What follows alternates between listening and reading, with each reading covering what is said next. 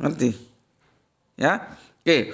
Jika aku pernah mengatakannya, tentulah engkau telah mengetahuinya. Engkau mengetahui apa yang ada pada diriku dan aku tidak mengetahui apa yang ada padamu. Begitu rendah hatinya, begitu humble-nya, begitu andap absornya, begitu santunnya baginda Yesus atau Kanjeng Nabi Isa itu kepada Gusti Allah Agung. Siapa dia? Ya bapaknya. Nah, teman-teman Islam stop dulu, jangan langsung kebakaran jenggot nanti langsung membuat serangan-serangan ketika Gus Beti bilang bahwa Allah itu bapaknya Yesus. Ya, nanti ada kajiannya tersendiri itu. Ya, aku coba mengikuti kerangka berpikir saudara Kristen kita. Kalau orang Jawa bilang ngintir, ngintir itu bukan kintir. Ya, supaya dialognya bisa jalan dan mudah dipahami, gitu. Ya, oke, begitu ya, begitu santunnya kepada sang Bapa ya. Sungguh engkaulah yang maha mengetahui segala yang gaib. Jadi ya dijawab sudah, itu bukan hakku, bukan haknya Yesus ya menjadi Allah yang kedua dan yang ketiga berikut ibunya ya. Oke, 116 kita sekarang ke 117 yang dirujuk oleh Oskis. Aku tidak pernah mengatakan kepada mereka kecuali apa yang kau perintahkan kepadaku. Subhanallah. Apa yang diperintahkan? Nah ini mantap kali. Sembahlah Allah, Tuhanku dan Tuhanmu. Bukan sembahlah aku Allah. Gak pernah Yesus mendeklar dirinya sebagai Allah. Gitu loh. Apakah harus dideklar? Ya harus dideklar karena itu sesuatu yang khusus, tidak umum. Presiden itu harus dideklar lewat apa? Lewat pelantikan. Karena itu khusus, tidak umum. Tapi kalau rakyat, gue rakyat, nggak perlu mendeklar gue adalah apa ya? Lu juga, gue juga tahu lu rakyat, gitu loh. Jadi kadang-kadang pertanyaan aneh. Kalau teman-teman Islam tanya, di mana Yesus mengatakan akulah Allah, sembahlah aku. Terus nggak perlu dideklar gitu. Lah nggak dideklar gimana? Jelas banget di sini dikatakan, ya, sembahlah Allah. Siapa Allah itu? Tuhanku dan Tuhanmu. Gitu ya. Ya. Jadi kalau di sini ya bihi ani budullaha robbi warob bakum, Tuhanku dan Tuhanmu, Robku dan Robmu. Kalau guru Al-Quranku enggak mau Gus Panan itu pakai Tuhan, enggak mau pakai Rob ya Rob, ilah ya ilah, gitu loh. Ya, kan selalu ditanyakan dan Kristen tidak bisa menjawab karena memang tidak ada. Di mana Yesus mengatakan bahwa akulah Tuhan, sembahlah aku, enggak ada itu. Ya, enggak ada. Ya. Oke. Jadi dikatakan ya, aku tidak pernah mengatakan apa kepada mereka, kepada pengikutnya, kepada umatnya, ya. Ya. Apa yang engkau perintahkan, ya, kecuali apa yang engkau perintahkan kepadaku, ya. Apa perintahnya? Sembahlah Allah, Tuhanku dan Tuhanmu. Jadi perintahnya nyembah Allah, jangan yang kasih perintah nyembah Allah justru diallahkan, ini kan kacau. Gitu loh. Ya. Yang di TikTok tolong bantu tap-tapnya ya. Ya. Jadi Yesus itu memerintahkan, ya, baginda Yesus Kanjeng Nabi Isa memerintahkan menyembah Allah. Jangan malah diallahkan, diapoteosiskan, didefinisikan. Jadi babak belur enggak karuan. Gitu ya. Oke. Lihat ini. Ya. Setelah dikatakan apa ya perintahnya, sembahlah Allah, Tuhanku dan Tuhanmu. Ya, semua para nabi begitu, sembahlah Allah, nggak ada sembahlah aku, akulah Tuhanmu, nggak ada. Ya, dari mulai kanjeng Nabi Adam sampai kanjeng Nabi Ibrahim, kanjeng Nabi Musa, kanjeng Nabi Isa, kanjeng Nabi Muhammad, semua itu akarnya tauhid, monoteistik tanpa tawar menawar. Ya. Bismillahirrahmanirrahim. Waduh, kurang 9 menit.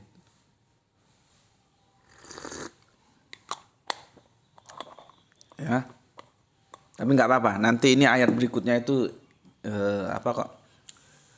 Tidak terlalu sulit untuk dipahami ya. Nanti aku jelaskan. Oke, aku lanjutkan ya. Dan aku menjadi saksi terhadap mereka. Ya. Selama aku berada di tengah-tengah mereka. Maka setelah engkau mengangkat, ini terjemahan bermasalah, mengangkatku ke langit. Nggak begitu. Aduh, kacau nih. Jadi seolah-olah Yesus itu diangkat ke langit nanti turun lagi. Terjemahan kacau ini.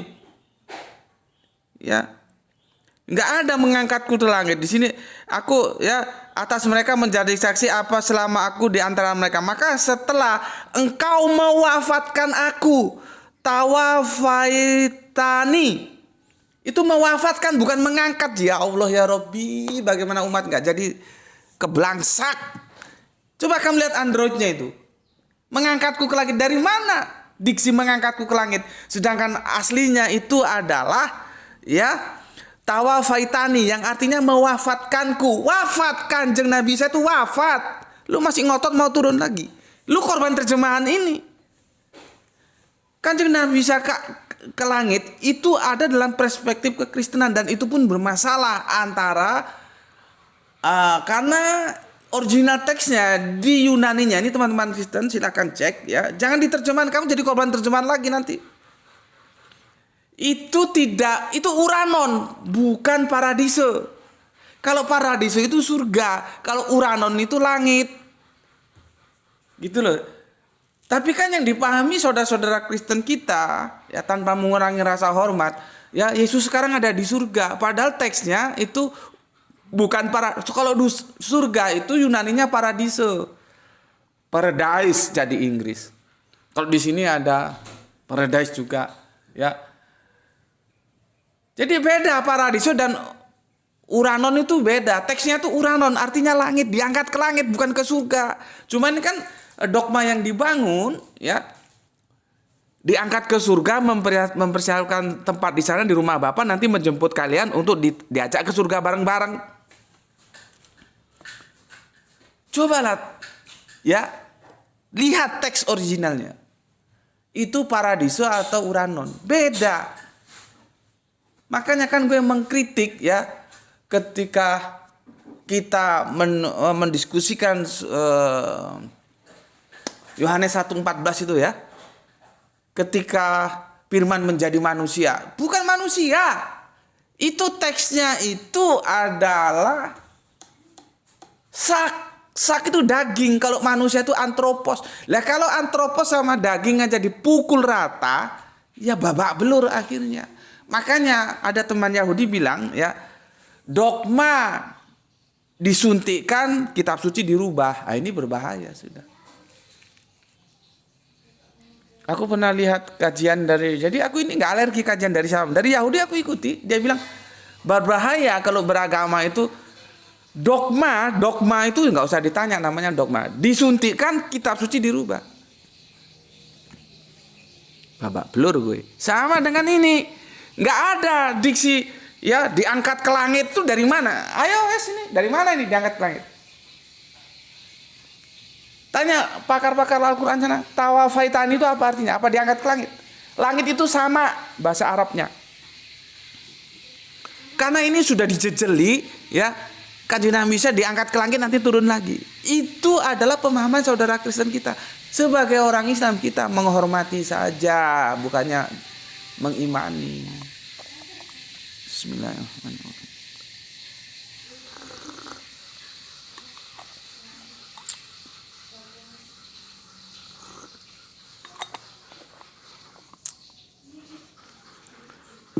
Ada yang nggak gregetan sama Gus Putih, silakan mau ketemukan siapa Gus Putih? Siapa? Mana profesor doktor lah, apa kok yang sudah belajar di Arab dan bahasa Arabnya oke. Nggak apa-apa, ketemukan sama Gus Putih. Kamu fasilitasi kalau kamu nggak terima. Ketemu di mana? Tapi beri aku saudara diskusi, teman diskusi, sahabat diskusi yang itu mumpuni. Jangan kelas-kelas curu kamu kasihkan aku. Kita diskusikan ya. Surat 5:1-1-7. Ada nggak sebuah diksi yang bisa diterjemahkan diangkat ke langit? Karena di diksi ini, di sini nih, Kanjeng Nabi bisa diangkat ke langit. Ayo, Mas. Kalau kamu punya modal, karena yang namanya pertemuan itu ya sewa kafe, kalau itu di kafe lebih murah, kalau di hotel lebih mahal, kalau di auditorium lebih mahal lagi. Sewa kafe, ketemu di mana, jam berapa, kapan, oleh siapa, silakan ajukan proposalnya. Kita bahas khusus ayat ini. Ada nggak supaya umat Islam itu tidak keblangsak menjadi korban terjemahan? Jangan mau kalian dibodohi penerjemah. Makanya penerjemahan itu ada dua metodologi, ada eisegese, ada exegese. Yang benar itu exegese. Si penerjemah itu harus tunduk terhadap teks, bukan si penerjemah menundukkan teks. Itu yang bahaya, itu yang bikin rusak agama. Karena kamu mau teks itu sesuai dengan dogma yang sudah kamu terima. Otakmu itu mau kan dinamisnya itu nanti turun lagi, maka dia harus diangkat ke langit. Sekarang ada di langit kan gitu. Kalau dia turun kan dia harus posisinya di atas dulu. Kalau nggak pernah ke atas bagaimana mau turun? Maka dibikinlah terjemahan ini, ya. Diperkosanya ya tawafaitani itu menjadi diangkat ke langit. Kan gini dia. Aku tidak pernah mengatakan kepada mereka kecuali apa yang engkau perintahkan kepadaku. Sembahlah Allah, Tuhanku dan Tuhanmu.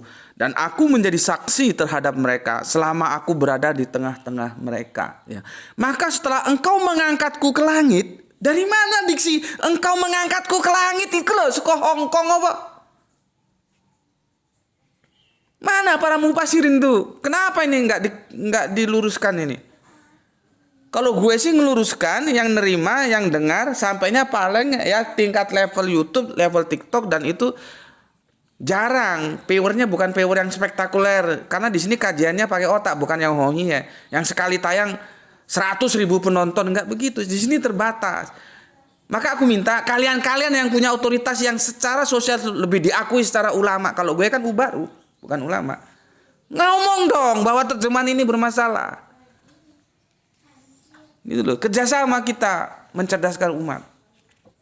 Nggak ada diksi engkau mengangkatku ke langit, karena yang ada itu adalah tawafaitani, itu mewafatkanku. Jadi artinya apa? Wis wafat, sudah nggak ada, sudah meninggal, selesai sudah.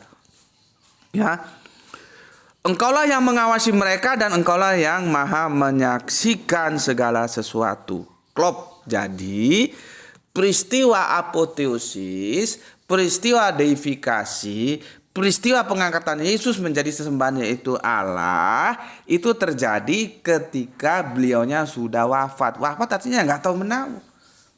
Jadi nggak bisa dihukumi seperti statementnya Kanjeng Nabi Muhammad. Ya, baginda Yesus itu masuk neraka karena telah disampaikan yang menyembah dan yang disembah masuk neraka. Nggak bisa. Ini si Arab bajingan siapa ini? Si Abdullah Azabri tadi itu nggak berhasil menjebak Kanjeng Nabi. Mana bisa menjebak Kanjeng Nabi? Kanjeng Nabi kalau lu jebak lu geblak ya Arab kuwi. Nggak bisa. Ya. Oke. Oskis, terima kasih ya. Terima kasih ya Oskis, dan aku sudah apresiasi penuh ya. Dan teman-teman lain kalau mau berkomen masuk ke TikTok nggak bisa karena tidak terdokumentasi, masuk ke YouTube, ke channel YouTube-nya, nanti aku apresiasi. Terima kasih Oskis ya. Gue nggak tahu, gue ulangi lagi apa Oskis masih di dalam kekafiran atau sudah bersahadat, gue nggak tahu. Ya, tetapi sekali lagi yang harus digarisbawahi, la ikraha fiddin, tidak ada paksaan. Dan Oskis lama ngaji di sini. Ya, dan aku selalu memberikan apresiasi, rasa hormat karena dia tidak pernah menghujat, mencela, tidak pernah. Dia nggak setuju ya disampaikan ketidaksetujuannya, alasannya ini ya bagus kan, dan aku harus hormati itu ya. Tapi kalau sudah namanya hujatan ya males, karena aku bilang agama itu lahir untuk dihormati, agama apapun meskipun bukan agama yang kamu imani itu harus dihormati ya, bukan untuk dihujat. Oke, Oski dan teman-teman lainnya terima kasih ya, aku sudah mengapresiasi komen kalian. Dan untuk yang seri 2 yang tadi malam diunggah ya, belum sempat karena waktunya juga nggak cukup ya. Sekarang kita masuk ke sini ya. Penyelesaian 61 sekarang 62 ya. Dari Az-Zukhruf ya. Insya Allah ini tidak begitu sulit untuk dipahami.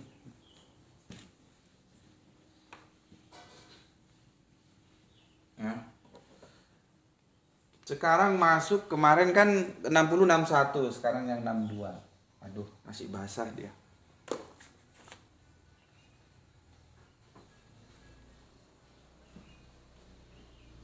Aku waktu ku live itu nggak mesti loh ya. Ini subuh ini mencuri waktu karena sebentar lagi nganter bidadari kecil sekolah.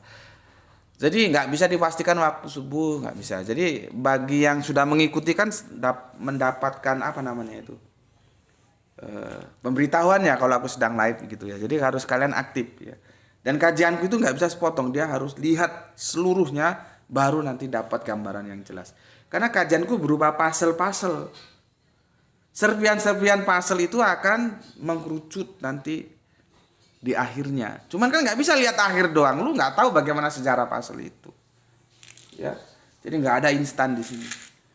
Kita masuk ke 62. Kemarin 61 ya. Buka Al-Qur'anmu. Yang di rumah buka Al-Qur'annya ya. Bismillahirrahmanirrahim.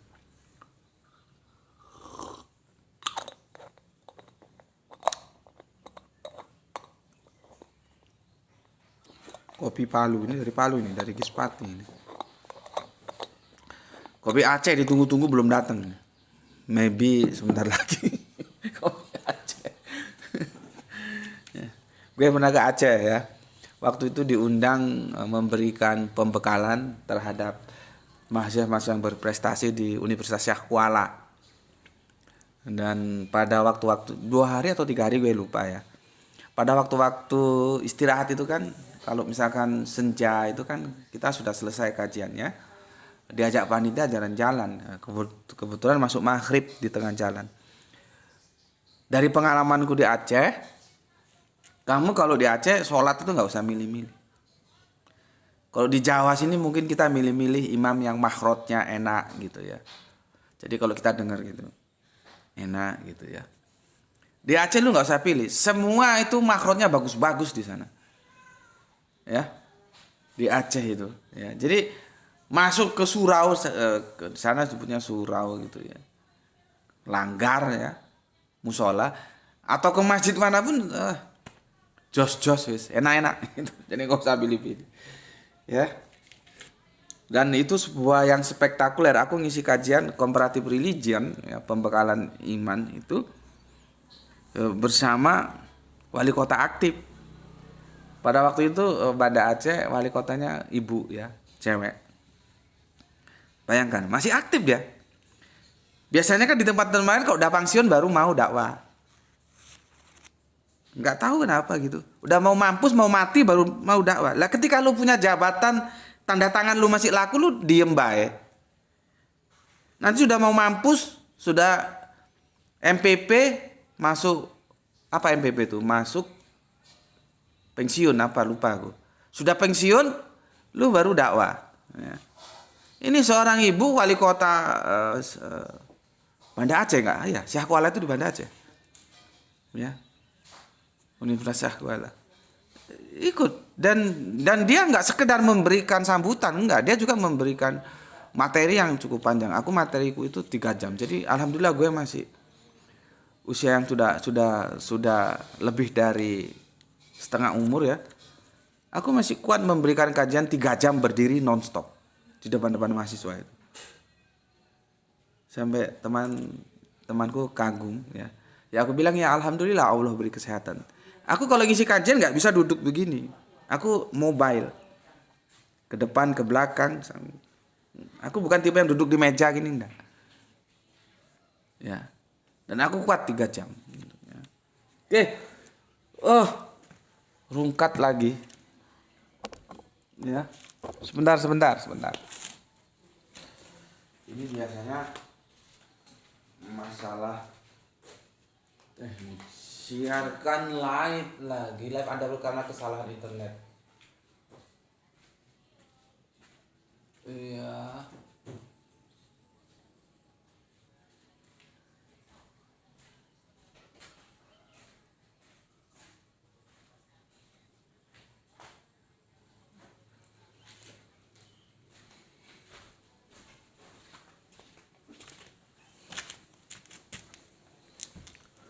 Duh, teman-teman yang di TikTok, mohon maaf ya, karena keterbatasan WiFi akhirnya rungkat dia. Jadi bukan dari TikTok. Sepertinya TikTok sudah familiar dengan aku, sudah bisa memaklumi aku.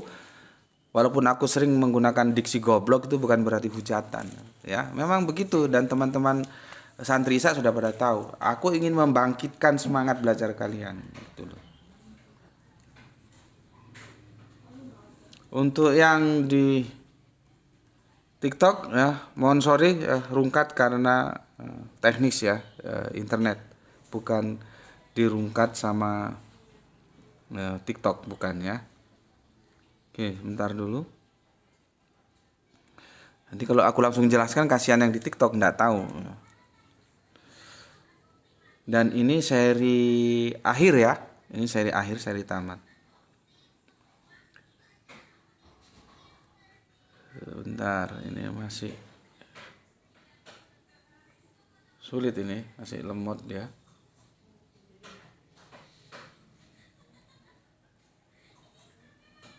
Oke, sebentar ya saudaraku.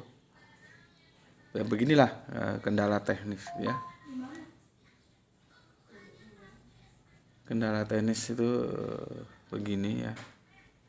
Oke, sudah muncul dia. Tolong Al-Qur'annya ya, Al-Qur'annya dibuka ya sambil nunggu connect nih. Tolong Al-Qur'annya dibuka. Oke, udah connect. Mohon dipersorry yang di TikTok ya. Mohon maaf ada kesalahan teknis. Jadi rungkat bukan karena dirungkat sama TikTok ya. TikTok sepertinya sudah familiar dengan Gus Betik ya.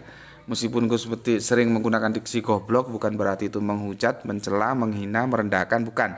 Tetapi memberikan trigger ya, caraku seperti itu. Ya, agar kalian lebih giat lagi belajar. Ya, mohon maaf tadi sempat rungkat karena ya maklumlah baru bisanya bayar WiFi yang 5 Mbps ya. Kalau seandainya nanti ada rezeki kita mau naikkan Mbps-nya sehingga bisa kajian kita tanpa hambatan teknik seperti ini gitu ya. Tapi alhamdulillah masih banyak juga yang mengikuti meskipun sempat rungkat tadi. Oke, kita lanjut aja ya. Teman-teman TikTok ya, kita lanjut. Tolong Al-Qur'annya dibuka. Ini penutup ini ya. 43 ya, surat 43 langsung ke 62. Al-Qur'annya dibuka ya. 43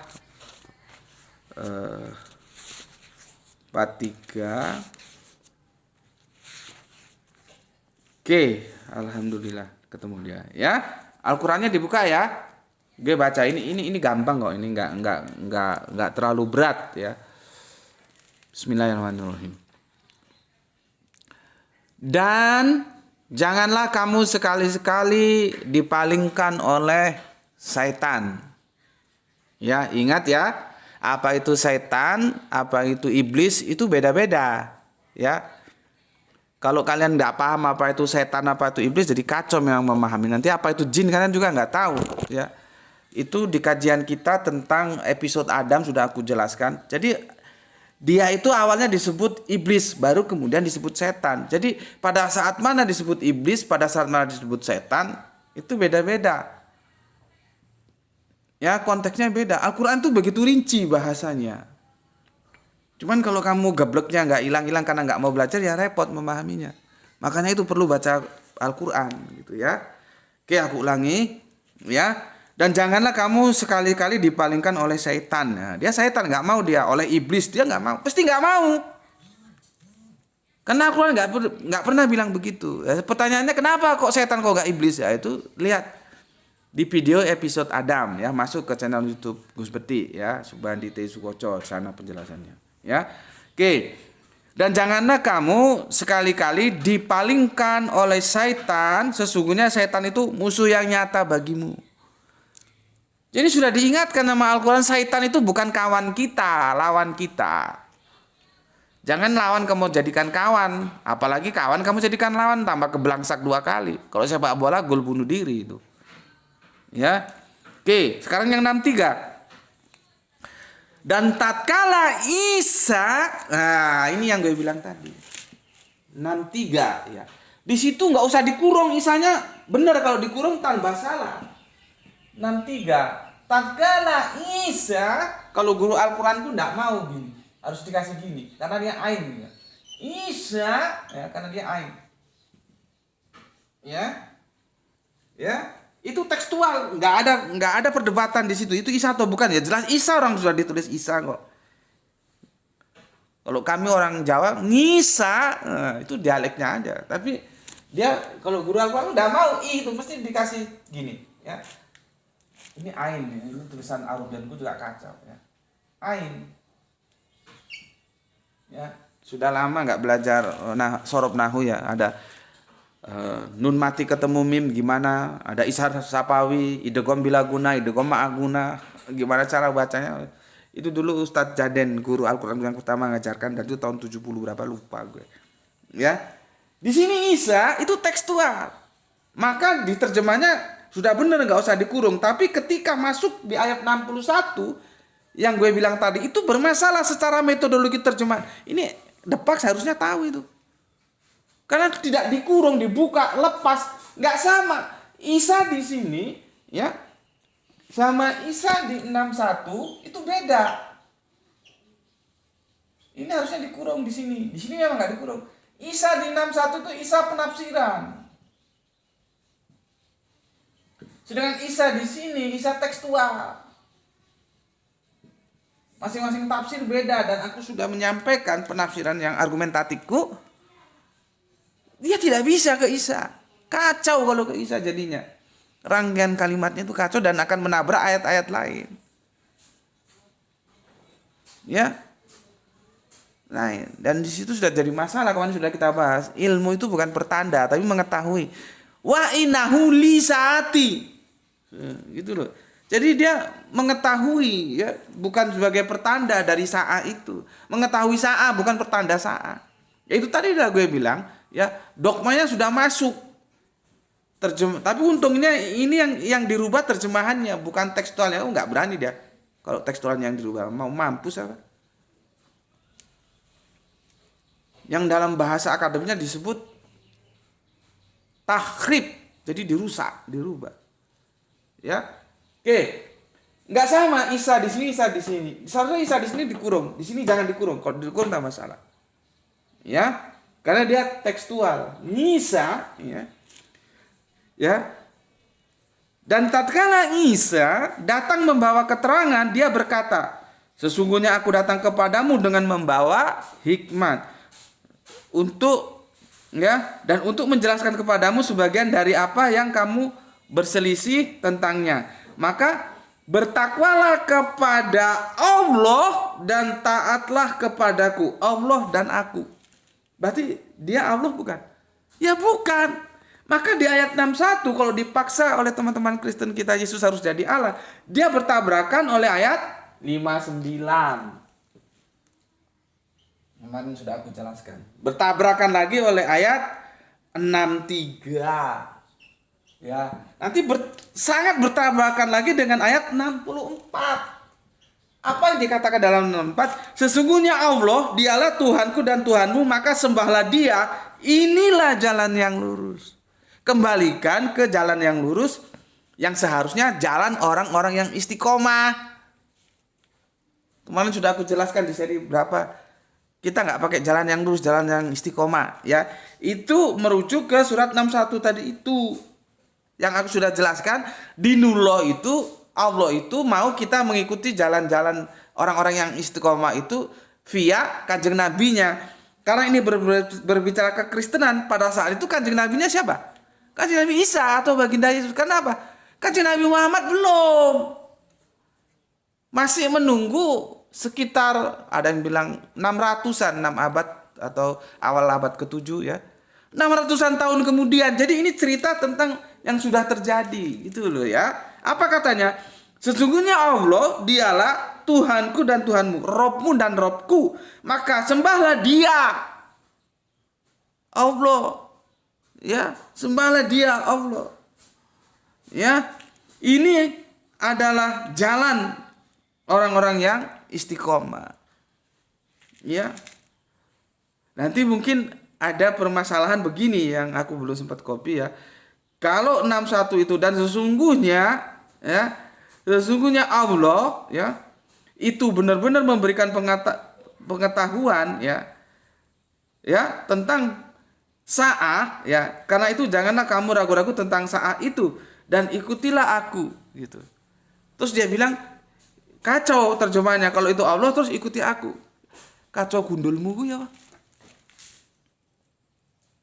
Ya, kami di Sumatera itu menunjukkan sebuah retorika mengunggulkan diri gitu ya. Misalkan begini, kamu bahasanya begini. Kamu tahu nggak siapa yang punya kebun karet sejuta hektar itu? Nggak tahu aku. Ya. Sekarang kamu mau tahu, tak kasih tahu. Iya, siapa yang punya kebun karet? Dia yang di hadapanmu. Pakai dia, nggak pakai aku gitu. Itu retorika bahasa seperti itu, gitu loh. Kalau kamu nggak paham sastra ya goblok gue. Makanya belajar sastra. Kami yang sudah terbiasa dengan bahasa Melayu itu biasa begitu. Itu untuk menampilkan suasana apa ya? Apa kesombongan? Bisa kesombongan nggak ya? Kalau Allah sombong sih memang itu pakaian Allah, kita ya nggak boleh sombong. Ya. Misalkan gue ngomong, lu tahu nggak yang punya batu? Lu tahu nggak siapa yang punya batu? Nggak tahu gue. Ya dia yang di depanmu ini. Dia, bukan aku yang enggak. Kalau aku yang di depanmu ini itu kurang hentakannya kurang greget, tapi kalau dia yang di depan kamu, bukan aku yang di depan kamu ini. Kalau aku yang di depan kamu itu enggak nyentak dia. Tapi kalau dia yang di depan, padahal dia itu ya aku itu. Itu retorika bahasa sastra seperti itu, gitu ya. Oke. Mumpung keingat, kemarin kelupaan mau menjelaskannya ya. Mumpung keingat. Itu kadang-kadang aku juga terlupa gitu ya. Di ayat 64 itu kan seirama dengan di Al-Maidah yang kita baca tadi. Enggak. Ini bahasa gue lepas ya. Enggak ya Allah, aku enggak mengatakan demikian ya. Makanya yang aku katakan seperti yang kamu katakan ya. Terus ditutup bahwa sembahlah Allah, Tuhanku dan Tuhanmu, Robmu dan Robku. Sini ditambahi lagi, dilanjutkan lagi, inilah jalan orang-orang yang istiqomah. Jadi bukan akulah Allahmu dan ya repot kalau akulah Allahmu dan Allahku. Nggak ada ya. Jadi di sini menunjukkan Yesus itu bukan Allah ya. 64. Kemudian 65, maka berselisihlah golongan di antara mereka. Lalu kecelakaanlah yang besar bagi orang-orang yang zalim, yakni siksaan hari yang pedih. Ya, mereka tidak menunggu kecuali kedatangan hari. Ini nggak tahu ini apa nih. Sa'ah ya. Kepada mereka dengan maka ini ya. Mereka tidak menyadari. Lihat ini ya. 66. Mereka tidak menunggu kecuali kedatangan sa'ah kepada mereka dengan tiba-tiba, sedang mereka tidak menyadarinya. Jadi saat itu tiba-tiba. Makanya kan saat itu mesti waktunya sempit dan tiba-tiba. Nanti kehancuran habitat kehidupan itu saat itu ya begitu. Makanya gue tolak hadis yang bilang saat itu hari Jumat. Itu nggak tahu mondok di mana dia. Gue juga nggak tahu apa kamu nolak. Terus hadis itu gue tolak, gue dibilang sesat. Kan kacau. Yang gue tolak itu hadis itu adalah bukan pernyataan Kanjeng Nabi. Itu yang gue tolak. Bukan pernyataan Kanjeng Nabi yang gue tolak, tapi itu bukan pernyataan Kanjeng Nabi. Beda loh. Kalau lu nggak bisa bedakan itu memang puyeng kepala lu. Jadi kalau sudah jelas pernyataan Kanjeng Nabi, nggak mungkin gue tolak. Tapi sesuatu yang disandarkan, dikatakan pernyataan Kanjeng Nabi, menurut gue itu bukan pernyataan Kanjeng Nabi, maka gue tolak. Gak mungkin Nabi mengatakan sesuatu yang bertentangan dengan Al-Quran. Gak ada yang tahu hari kiamat itu kapan. Ya, kalau kalian kan bilangnya begitu, kiamat, sa'ah gitu loh. Ya, oke. Jadi saat tiba-tiba atau momen bahasa Inggrisnya ya. Kemudian 67, teman-teman akrab pada hari itu sebagian menjadi musuh bagi sebagian yang lain kecuali orang-orang yang bertakwa. Artinya apa? Mereka saling menyalahkan yang kafir-kafir itu. Kalau yang bertakwa bersaudara. Ya. Oke, sudah tuntas kita kaji ya, dan ini edisi tamat yang aku bacakan tadi ya. Dan poinnya, kalau ya surat yang ke-61 Yesus itu mau diapoteosiskan atau dideifikasikan. Sebentar Dok ya, sebentar, tinggal dikit nih. Ini si kecil mau berangkat sekolah. Ya. Apoteosis atau deifikasikan ya, dijadikan Allah. Jangankan dengan surat-surat lain, dengan sesama surat Az-Zukhruf juga dia akan bertentangan dengan 3 ayat, 59, 63 dan lebih-lebih 64, karena di sini Yesus, baginda Yesus kan Nabi bisa memerintahkan sembahlah Allah, Robmu dan Robku. Inilah jalan orang-orang yang istiqomah. Jadi bukan aku Allah, sembahlah aku, nggak begitu. Ya, oke, aku tutup. Ini seri tamat ya, semoga